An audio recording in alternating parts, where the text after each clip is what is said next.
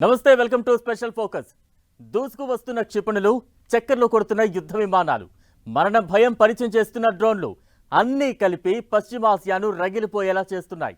యుద్ధానికి end card పడుతుందేమో అనే ఆశ కూడా నెమ్మదిగా సన్నగిల్లుతోంది. వార్ మరింత ముదిరేలా కనిపిస్తోంది. ఇరాన్, ఇజ్రాయెల్, అమెరికా యుద్ధం నింగి నీరుతో పాటు నేలకు చేరుకోవడం ఖాయమనిపిస్తోంది. భూతల యుద్ధంగా మారే పరిస్థితులు కనిపిస్తున్నాయి. మిడిల్ ఈస్ట్లో ఏం జరుగుతోంది? పశ్చిమాసియాకు యుఎస్ బలగాలు ఎందుకు వెళుతున్నాయి? అసలు అమెరికా టార్గెట్ ఏంటి?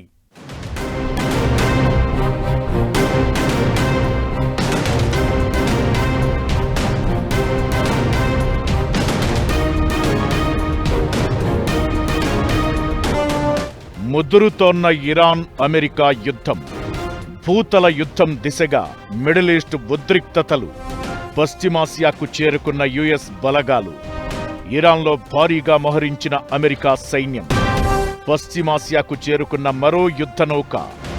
అమెరికా భూతల దాడులు మొదలు పెట్టనుందా? అగ్రరాజ్యం టార్గెట్ ఏంటి? ఏం చెయ్యబోతోంది? ఇరాన్, ఇజ్రాయెల్, అమెరికా యుద్ధం మొదలై నెల రోజులు గడిచింది. ఉద్రిక్తతలు మొదటి రోజు ఎలా ఉన్నాయో ఇప్పుడు అంతకు మించి అనిపిస్తున్నాయి. యుద్ధం జరుగుతోంది 3 దేశాల మధ్య అయినా ప్రపంచమంతా అల్లాడిపోతోంది. దీంతో వార్కు ఫుల్ స్టాప్ పడేలా చూడాలని దేశాలన్నీ కోరుతుంటే పరిస్థితి మాత్రం రివర్స్లో కనిపిస్తోంది.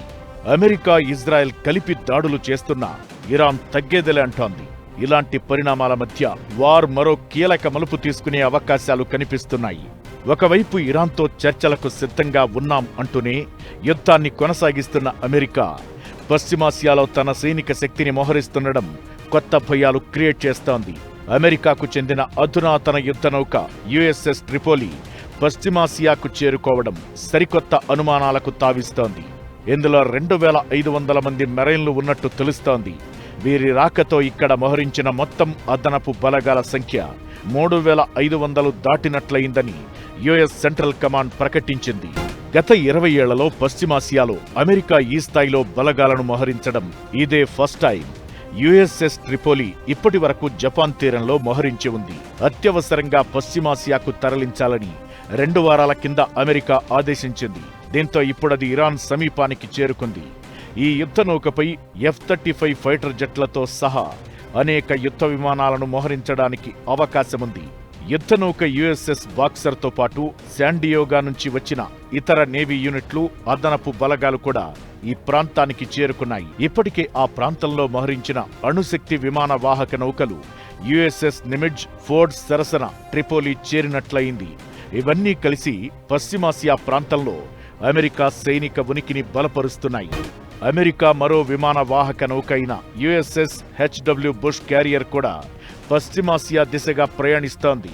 దీంతో ఈ ప్రాంతంలో 3 విమాన వాహక నౌకలు ఉండే అవకాశముంది. పశ్చిమాసియాకు యుద్ధ నౌకలు, భారీగా బలగాలు చేరుకోవడం ఇప్పుడు ప్రపంచవ్యాప్తంగా టెన్షన్ క్రియేట్ చేస్తోంది.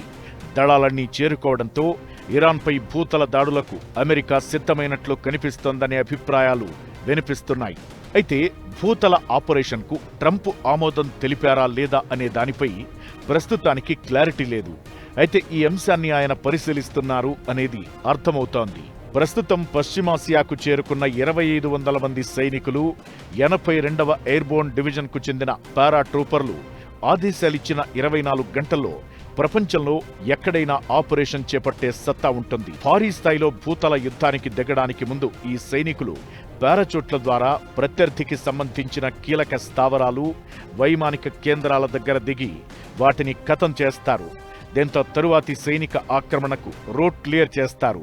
దీంతో భూతల దాడులకు అమెరికా సిద్ధమవుతుందా అనే ప్రచారం మరింత బలంగా వినిపిస్తోంది. ఇన్నాళ్లు వైమానిక దాడులకు మాత్రమే పరిమితమైన అమెరికా బలగాలు ఇప్పుడు క్షేత్రస్థాయిలో భూతల దాడులకు రెడీ అవుతున్నాయని, ఇరాన్లో వారాల పాటు ఈ దాడులు చేపట్టేందుకు పెంటగాన్ సిద్ధమవుతోందని వాషింగ్టన్ పోస్ట్లో వచ్చిన కథనం మరింత టెన్షన్ పెంచుతోంది.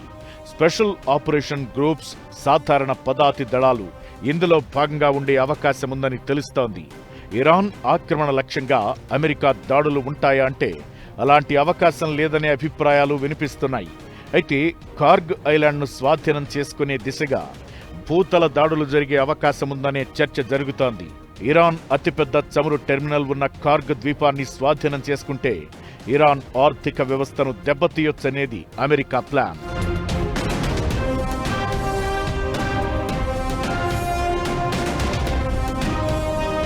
ఇకటు హర్మూజ్పై పట్టు పెంచుకోవడానికి ఇరాన్ ఉపయోగించుకుంటున్న లారక్ దీవిని కూడా అమెరికా టార్గెట్ చేసే ఛాన్స్ ఉంటుంది.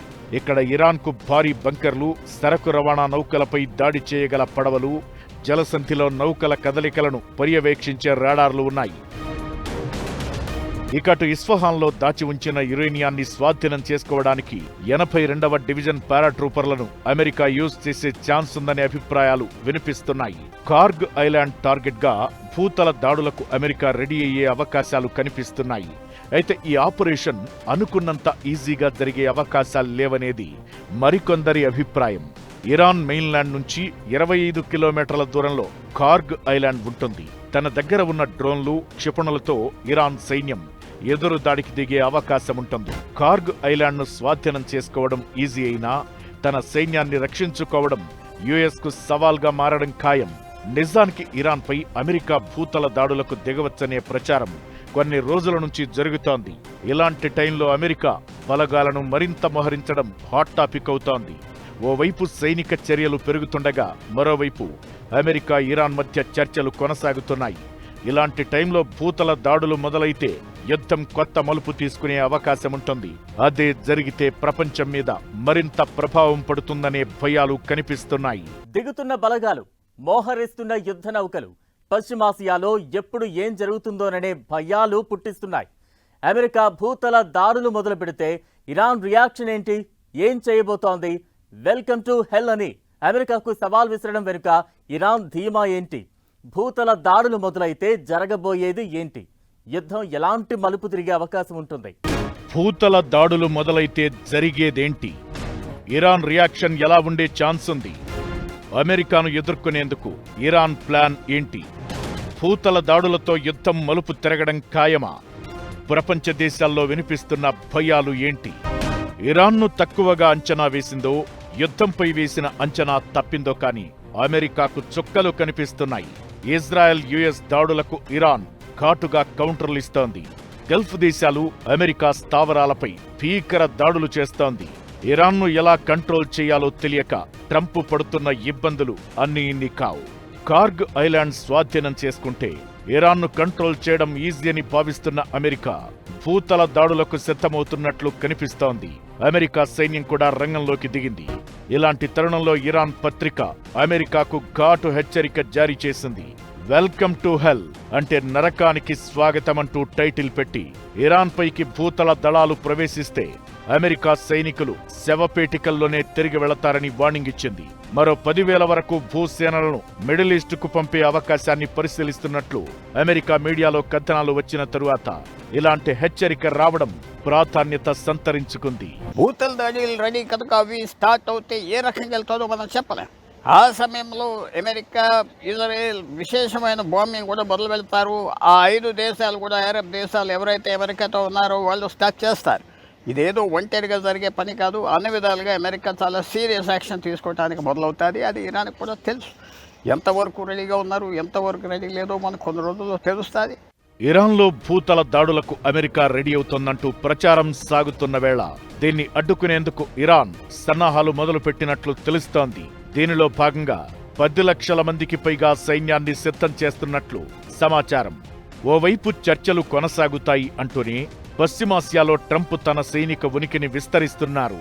దీంతో బసీజ్ ఫోర్స్, ఇస్లామిక్ రెవల్యూషనరీ గార్డ్ కోర్తో సహా అనేక విభాగాలు వెంటనే యుద్ధరంగంలోకి వచ్చేలా దళాలను బలోపేతం చేస్తున్నట్లు ఇరాన్ సైనిక వర్గాలు చెబుతున్నాయి. ఇరాన్ నేలపై అమెరికా సైన్యం అడుగు పెడితే వారికి నరకం చూపించేందుకు తమ యోధులు సిద్ధంగా ఉన్నారని హెచ్చరించాయి. స్వచ్ఛందంగా సైన్యంలో చేరతామని బసీజ్ ఫోర్స్, ఐఆర్జీసీలకు యువకుల నుంచి పెద్ద ఎత్తున అభ్యర్థనలు వస్తున్నట్లు చెప్పాయి. ఇకటు ఉద్రిక్తతలు తీవ్రమవుతున్న వేళ యుద్ధంలో పాల్గొనేందుకు అర్హత వయస్సును కూడా ఇరాన్ తగ్గించినట్టు తెలుస్తోంది. 12 ఏళ్ల పిల్లలను కూడా యుద్ధంలో పాల్గొనేందుకు అనుమతివ్వాలని నిర్ణయించినట్లు అధికార వర్గాలు తెలిపాయి. దీనికి ఫర్ ఇరాన్ అనే పేరు పెట్టినట్లు తెలుస్తోంది. పెట్రోలింగ్ చెక్ పాయింట్ల దగ్గర వీరిని ఉంచబోతున్నారు. గతంలోనూ ఇలానే శాంతి చర్చలు అని చెప్పి దాడులు చేసిన చరిత్ర అమెరికాకు ఉంది. చర్చల పేరుతో భూతల యుద్ధానికి అమెరికా రెడీ అవుతోందని ఇరాన్ అనుమానిస్తోంది. దీంతో చర్చలపై దృష్టి సారించడం పక్కనబెట్టి అమెరికా భూతల దాడులను తిప్పికొట్టే వ్యూహాలకు ప్రాధాన్యం ఇస్తోంది. వియత్నాం, ఇరాక్, ఆఫ్ఘనిస్తాన్లో అమెరికా సైనిక పోరాటాల తీరును స్టడీ చేసింది. చైనా, రష్యా నుంచి శిక్షణ కూడా పొందుతున్నట్లు తెలుస్తోంది. తమ అమ్ముల పొదిలోని మెరుగైన ఆయుధాలను భూతల పోరు కోసం ఇరాన్ దాచి ఉంచిందనే అభిప్రాయాలు వినిపిస్తున్నాయి. ఇకటు ఇరాన్ సైన్యం, రెవల్యూషనరీ గార్డ్ దళం దేశంలో రక్షణ చర్యలను ముమ్మరం చేశాయి. అమెరికా పదాతి దళానికి మొదటి లక్ష్యంగా భావిస్తున్న కార్గ్ ఐలాండ్తో పాటు ఇతర దీవుల్లో భారీగా మందు పాత్రలను ఫిక్స్ చేస్తున్నాయి. ఇరాన్కు చెందిన రెవల్యూషనరీ గార్డ్ దళంలో అనుభవజ్ఞులైన ఫైటర్లు ఉన్నారు. వీరిలో చాలా మంది హెజ్బొల్లాతో కలిసి లెబనాన్లోనూ, సిరియాలో బషర్ అల్ అసద్ సైన్యానికి వ్యతిరేకంగా పోరాటాలు సాగించారు. అయితే ఇప్పుడు అమెరికా భూతల దాడులకు దిగితే ఆ దేశ పదాతి దళాలపై ఐఆర్జీసీ సైన్యం గెరిల్లా దాడులు చేపట్టే అవకాశాలు ఉన్నాయి. దీంతో అగ్రరాజ్యానికి భారీగా ప్రాణనష్టం తప్పకపోవచ్చనే అభిప్రాయాలు వినిపిస్తున్నాయి. కొంతమంది సైనికులు బందీలుగా చిక్కే ప్రమాదం ఉందంటున్నారు. ఇదంతా ఎలా ఉన్నా భూతల పోరు మొదలైతే అటు ఇరాన్, ఇటు అమెరికాలో తీవ్ర రక్తపాతం ఖాయం. ఇదే కాదు, యుద్ధం కూడా కొత్త మలుపు తీసుకుంటుంది. ప్రపంచం ఊహించని ప్రమాదంలోకి యుద్ధం వెళ్లే అవకాశాలు లేకపోలేదు అనేది మరికొందరి వాదన.